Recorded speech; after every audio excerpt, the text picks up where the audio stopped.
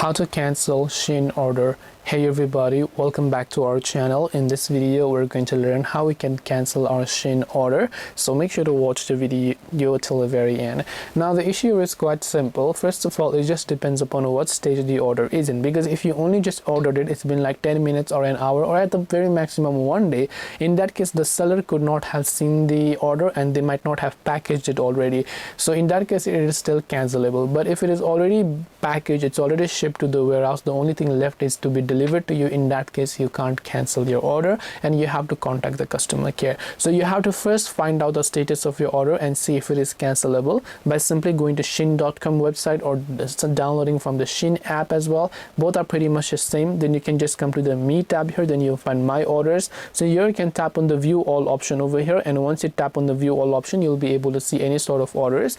If the order is still processing or unpaid, in that case it could still be cancelable. But if the order is already shipped, then in that case it is not cancelable as well, because in that case it's already been delivered to the warehouse. So I hope this video helped you. If you have got any questions, then feel free to also leave them down below. Thank you for watching till the very end of this tutorial, and see you soon in the next video.